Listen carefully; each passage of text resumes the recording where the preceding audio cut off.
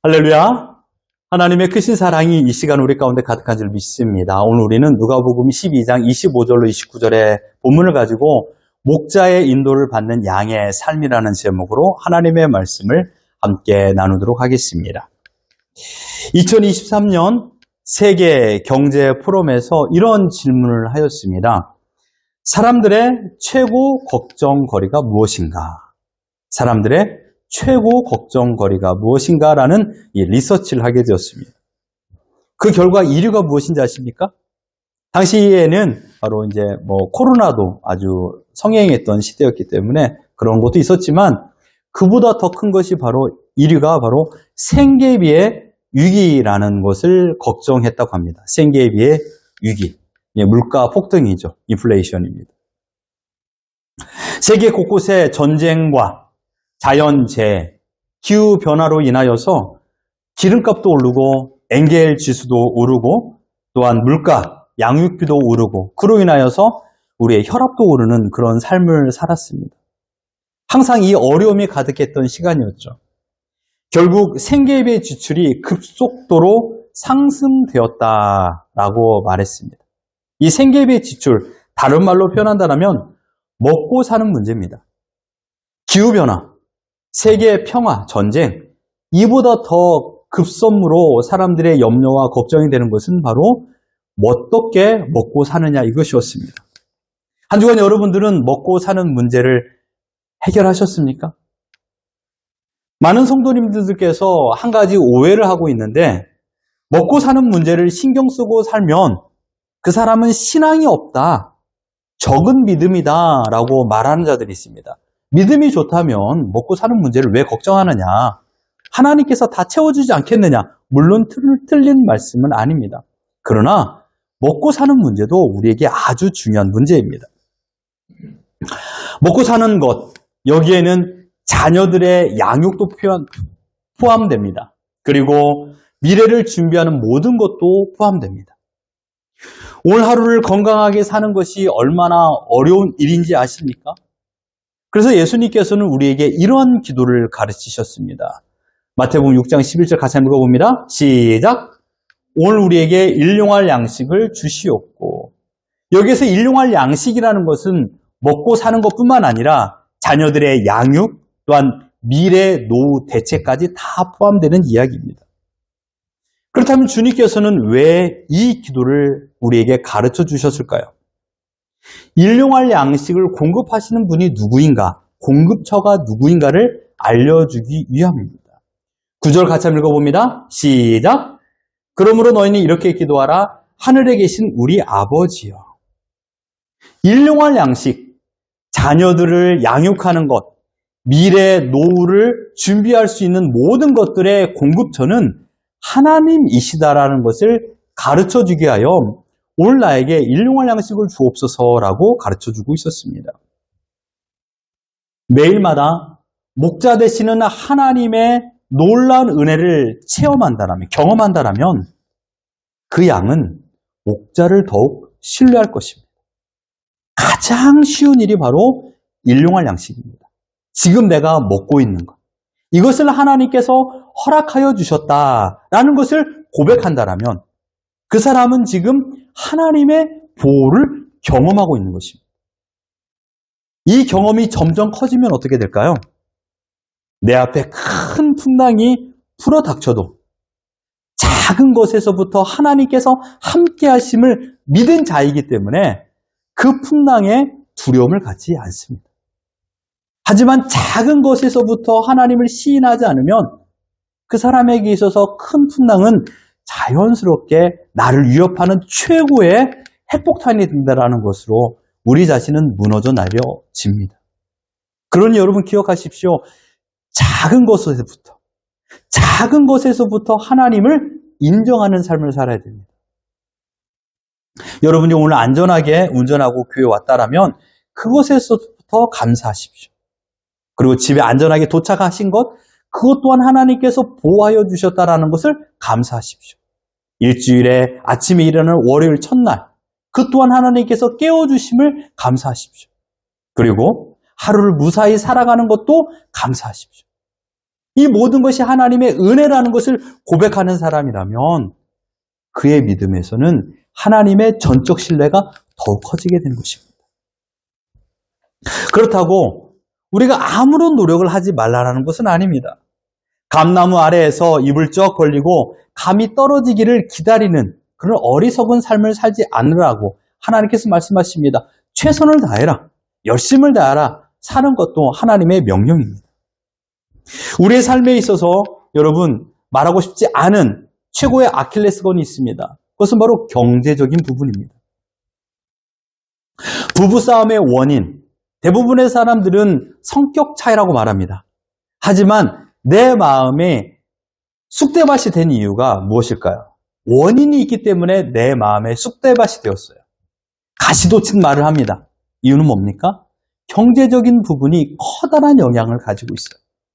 내 마음에 경제적으로 불안하니까 염려가 되고 불평이 생기니까 내 앞에 있는 사람에게 따스한 말을 하지 못하는 것이고 심지어 그 대상이 자녀이기도 합니다. 그 대상이 부모이기도 합니다.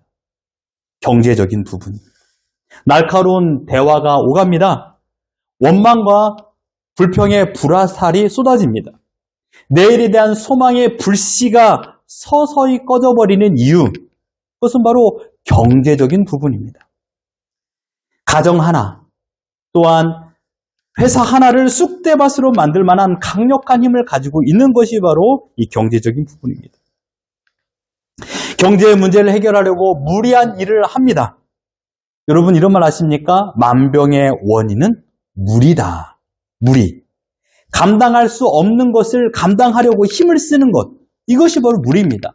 무리한 투자. 무리한 헌신. 이로 인하여 신체적으로 정신적인 스트레스를 받게 됩니다. 왜 무리합니까? 먹고 사는 것을 해결하기 위하여 무리를 하게 됩니다. 신앙이 좋다고 밥을 굶을 수 있을까요? 성령 충만하면 굶어도 됩니까? 아닙니다. 제 아무리 좋은 신앙이라 할지라도 경제적인 부분을 무시할 수는 없습니다. 먹고 사는 것으로 인하여서 어려움이 계속 몰려온다면 신앙에 커다란 영향을 받지 않을 수 없습니다. 그렇기 때문에 주님께서 가르쳐 주신 기도, 오늘 우리에게 일용할 양식을 주옵소서라고 말하는 것입니다. 오늘 내가 살아갈 수 있는 모든 힘과 지혜와 건강과 물질의 공급자가 하나님이라는 것을 고백하는 것입니다. 하나님이 나의 목자라는 사실을 인정하라고 주님께서 말씀하고 있습니다. 여러분 기억하십시오. 먹고 사는 일은 목자의 손에 달려 있습니다. 이것이 진정한 신자의 신앙 고백이라고 말할 수 있어요. 그런데 어느 때는요, 먹고 사는 모든 일이 목자의 손에 달려있다라고 인정합니다. 전혀 거부감이 느끼지 않아요. 인정하는데 전혀 어려움이 없어요. 그런데 어느 날에는 먹고 사는 모든 일이 나의 손에 달려있다 라고 생각될 때가 있습니다. 이때가 문제입니다. 여러분은 이런 고민하지 않습니까? 하나님의 존재를 인정하면서도 하나님을 기대하면서도 먹고 사는 것을 매일 내가 걱정하고 있는 내 자신을 발견하는 것입니다. 이것을 우리는 믿음과 현실 사이라고 말합니다. 우리는 언제나 믿음과 현실 사이에 고민하며 살아가고 있습니다. 여러분은 본능적이고 충동적인 이드의 지배를 받고 있습니까? 본능적이고 충동적인 이드. 아니면 목자 되시는 하나님의 인도를 받고 살고 계십니까? 그렇기 때문에 내 마음에 무엇이 나를 인도하는가에 대한 답을 정확히 내리셔야 됩니다. 본능과 충동의 지배를 받고 있는가? 아니면 목자 되시는 하나님의 인도를 받고 있는가? 지금도 이 충동적인 내 자신과 목자의 인도를 받고 있는 내가 날마다 싸우고 있습니다. 이 사실을 경험한 바울은 이렇게 고백합니다. 로마서 7장 같이 한번 읽어봅니다. 시작! 내 속사람으로는 하나님의 법을 즐거워하되 내 지체 속에서 한 다른 법이 내 마음의 법과 싸워 내 지체 속에 있는 죄의 법으로 나를 사로잡는 것을 보는도다. 무슨 말입니까? 나는 분명 하나님께서 인도하여 주실 걸 알아요. 내 속사람은 그렇게 말하고 있어요. 그런데 내 겉사람 이드에서는 본능적으로 말합니다. 야, 내일 너 어떻게 먹고 살 거야? 너의 회사를 어떻게 운영할 거야? 내일 직장에 가서 이 큰 문제를 어떻게 해결할 거야? 학교에서 공부를 하는데 내 앞으로의 진로는 어떻게 될 거야? 라는 염려와 걱정이라는 본능의 이드가 나를 지배한다라는 것이 어쩔 때는 내 속에 있는 하나님의 법이 이 이들을 이겨요. 걱정하지 말자. 걱정한다고 해서 내가 해결할 수 있는 문제가 뭐가 있어? 그런 믿음을 가지고서 나의 본능이라는 이들을 이깁니다. 염려라는 것을. 그런 어느 날은 나의 이 겉사람, 이드가 하나님의 법을 이겨서 염려와 걱정으로 밤을 새게 만듭니다. 이 둘이 매일마다 싸우고 있어요. 여러분 어떠십니까? 이 싸움을 치열하게 하고 있습니까? 치열하게 해야 돼요. 무작정 이드라는 본능, 염려와 걱정이라는 이드의 지배를 당하고 잠식당하여서 살아간다라면 하나님께서 원치 않는 신자의 삶을 살아가는 것입니다. 어쩔 때는 당당하게 속사람, 곧 하나님의 법이 이들을 점령하는, 본능을 점령하는, 염려를 점령하는 삶을 살아서 아, 그렇구나. 나의 속사람, 하나님의 법이 이들을 이김으로 진정한 평안을 느낄 수 있구나라는 것을 맛보아 알아야 됩니다. 근데 우리는 너무나도 쉽게 이 겉사람의 지배를 당해요. 화나면 화나는 그대로, 짜증나면 짜증나는 그대로, 분노를 표출하고 화를 표출해요. 이들의 지배를 받는 것이죠. 그럼 어쩔 때는 아니야, 내가 이러면 안 되지 라는 생각을 가지면서 하나님의 법을 따릅니다. 그래서 이들을 이겨요. 나의 슈퍼 에코가. 자연스럽게 하나님의 기쁨을 맛보아 누리는 것입니다. 오늘 본문을 교차하여 본다라면 내 안에 충동적인 이들은 무엇입니까? 다름 아닌 염려와 걱정입니다. 매일 아침마다 걱정과 함께 눈을 뜹니다. 차를 타고 출근할 때도 내 보조석에는 염려가 앉아 있습니다. 일터에 일을 하면서도 머릿속 생각은 가정의 경제 문제입니다. 퇴근에 집에 와서도 현실에 맞닿은 경제적인 문제로 대화를 나누다 보니 화가 머리끝까지 치밀을 때가 있습니다.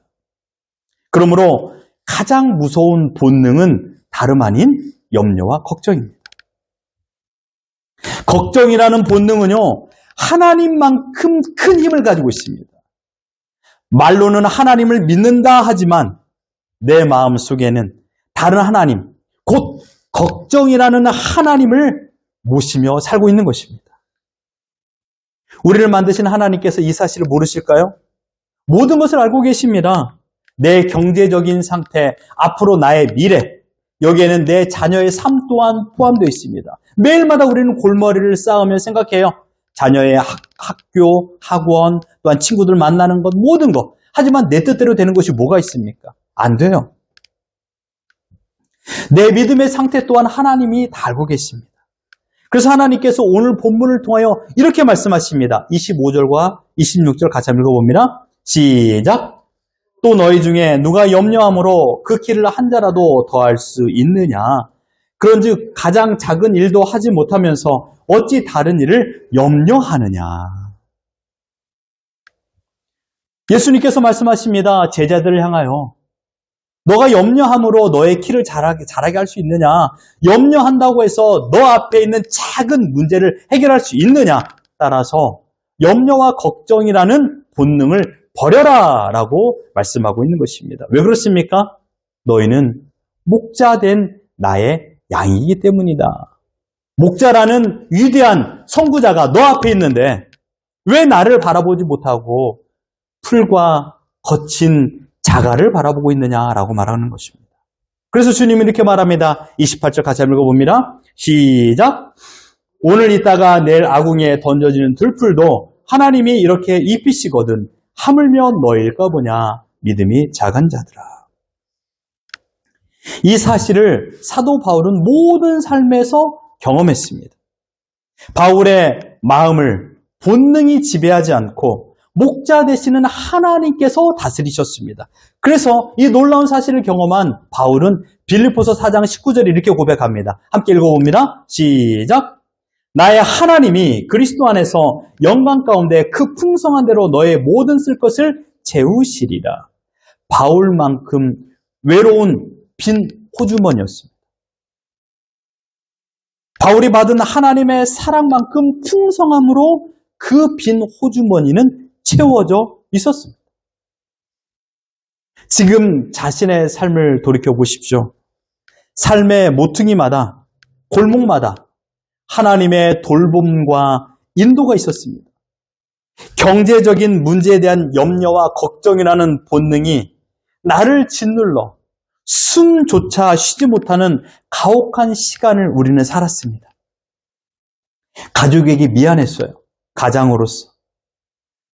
동료에게도 피해를 끼친 것으로 인하여 마음이 답답했어요. 그로 인하여 대인 기피증, 현실 기피증 속에 살았던 우리들의 삶이었습니다. 또한 그런 얘기를 우리 주위에서 심심치 않게 듣지 않습니까? 신발끈은 내 스스로 풀 수 있습니다. 그러나 내 앞에 펼쳐져 있는 경제적인 문제는 내 스스로 풀 수 없다라는 것입니다. 자녀의 문제가 어찌 자녀만의 문제입니까? 자녀의 문제는 곧 부모의 문제입니다. 연속된 문제로 인하여 감정은 무너지고 인격이 상실되어 상처를 주는 말을 할 때가 얼마나 많이 있습니까? 이런 일들을 나 혼자 스스로 해결할 수 있었습니까? 사도 바울도 이런 문제 때문에 율법의 다스림을 받았을 적에는 고민 가운데 살았을 것입니다. 그러나 지난주의 말씀처럼 예수 그리스도를 만난 이후에 그의 모든 삶은 자유함을 누리게 되었습니다. 율법의 지배가 아닌 복음의 자유. 그 자유로 인하여서 그런 빈곤 가운데서도, 가난한 가운데서도, 핍박 가운데서도 진정한 자유 가운데 살아갈 수 있었습니다. 왜요? 이 모든 것을 예수 그리스도 안에서 하나님께서 풍성함으로 채워주셨기 때문입니다. 여러분들이 고민하고 있는 것, 오늘 본문 25절에 표현한다면 너의 염려함으로 그 키를 한 자라도 자라게 할 수 있느냐라고 주님께서 우리에게 되묻고 있는 것입니다. 돌이켜 생각해 보십시오. 그 문제들마다 해답은 나에게 있지 않았습니다.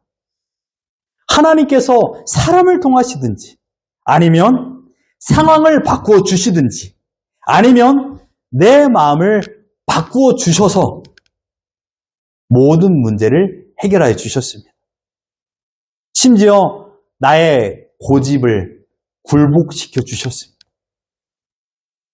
아, 내 선택이 틀렸구나. 내가 그 사람의 말을 들어야 되겠구나. 그래서 고집에 넘어 싸움으로 번지는 그 중간 과정을 하나님께서 내 마음의 변화로 끊으셨습니다. 그래서 문제를 해결해 주십니다.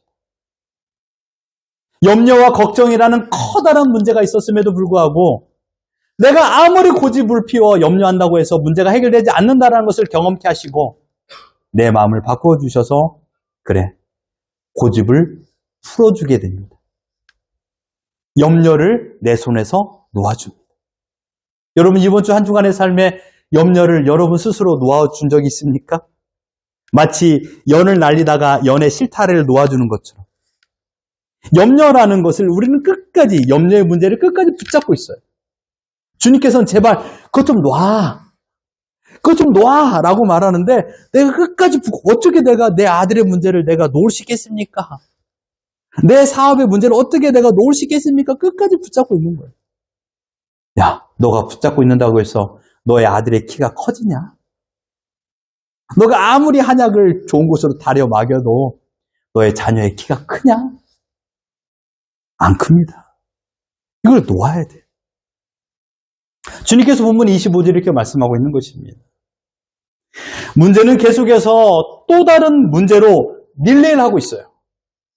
그러나 하나님은 이 문제를 방치하지 않습니다.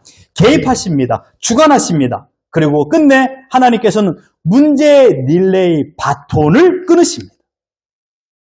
여러분 믿음 생활은 다른 게 아닙니다. 내 인생에 하나님의 개입하심을 경험하는 것이 믿음 생활이에요. 내 인생에 하나님의 개입하심을 경험하는 것.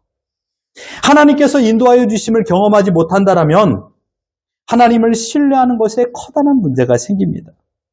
하나님을 믿는다고 하지만 의심과 불신앙에 빠져있는 사람들이 우리 주위에 얼마나 많이 있습니까?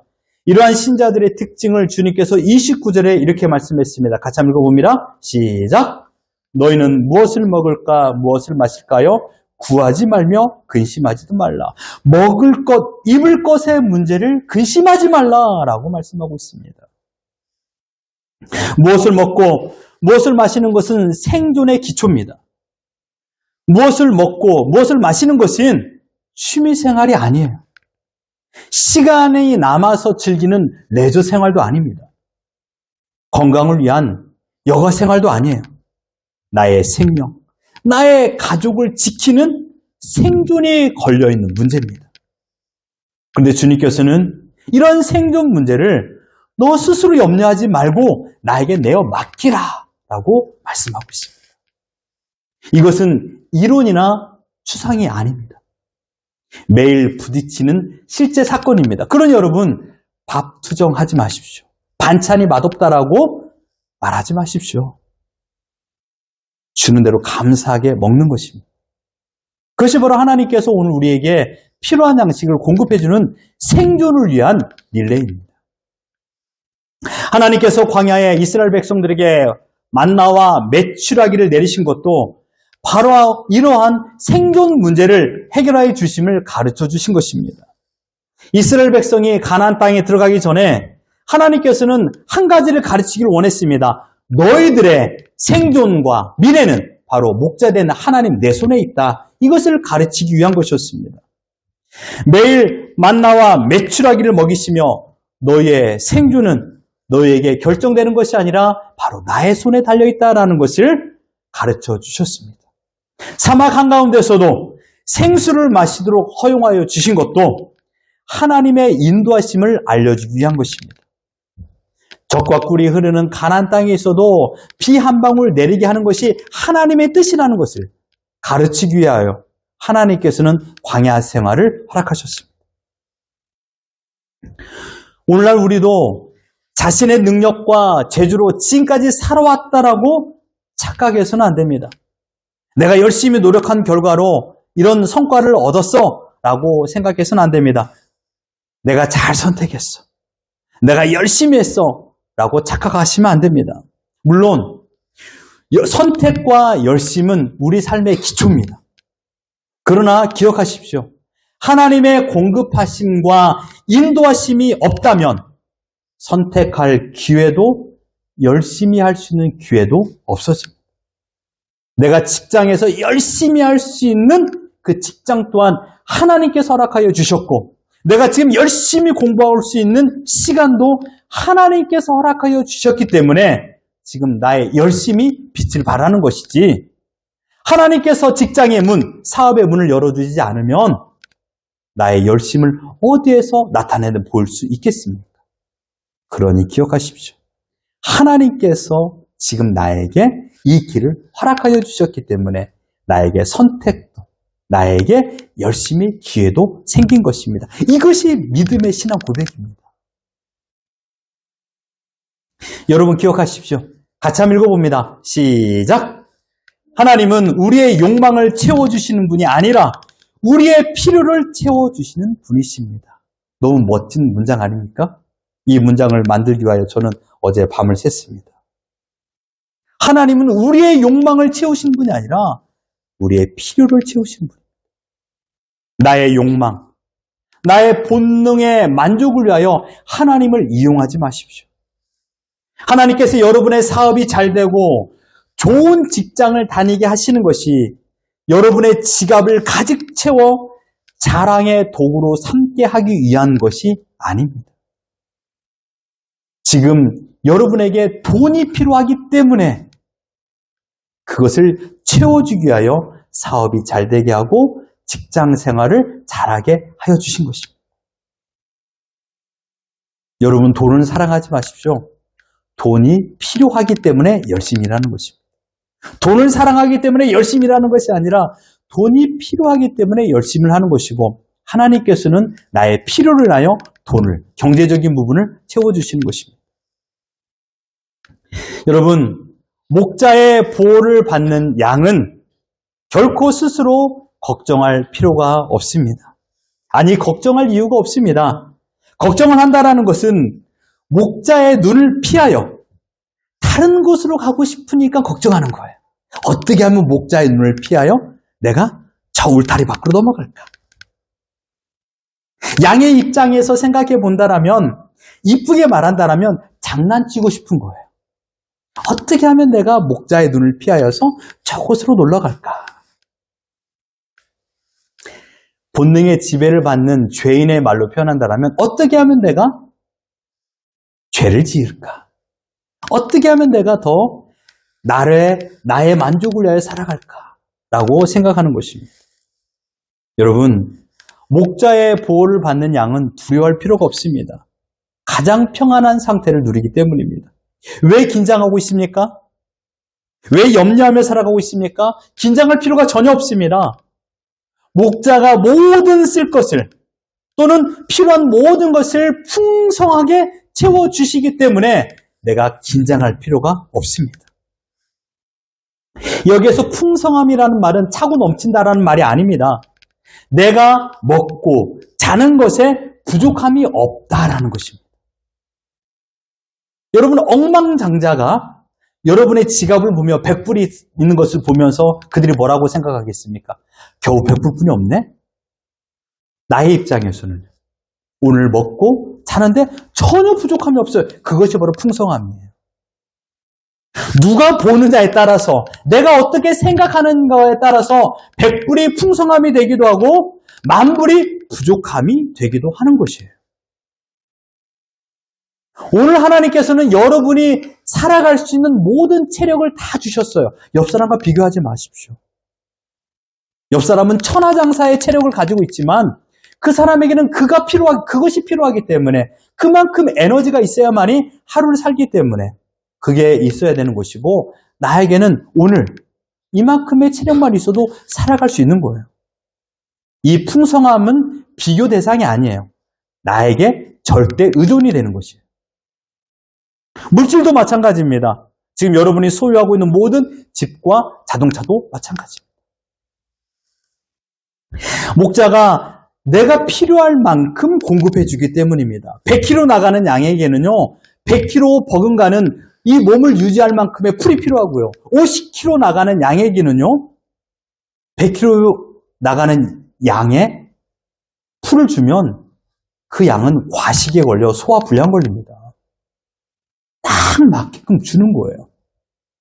그러니 지금 여러분의 처지 불평할 것이 아니라 딱 맞게끔 나에게 주시는 거예요. 풍성함이에요. 부족함이 없습니다. 왜 염려하고, 왜 두려워하며, 왜 불안해할까요? 목자의 보호를 받고 있지 않기 때문입니다. 그러니 그러한 양은요, 항상 염려하고 긴장 속, 스트레스 속에 살아가고 있어요. 그러니 자연스럽게 지쳐있죠. 목자의 보호를 받는 양의 최고 특권은 무엇인지 아십니까? 안식입니다. 안식. 목자의 품에 있는 양은 가장 좋은 안식처입니다. 먹을 것, 입을 것, 마실 것을 걱정하지도 않아도 되는 천국에 살고 있기 때문입니다. 우리 28절 같이 한번 읽어봅니다. 시작! 오늘 있다가 내일 아궁이에 던져지는 들풀도 하나님이 이렇게 입히시거든 하물며 너일까 보냐 믿음이 작은 자들아. 목자 되신 하나님, 여호와는 나의 목자가 되어주시기 때문에 그 목자 되신 하나님께서 지금도 내 옆에서 나를 입히시고 먹이시기 때문에 믿음이 작은 자들아 이제 염려하지 말거라 라고 말씀하고 있는 것입니다.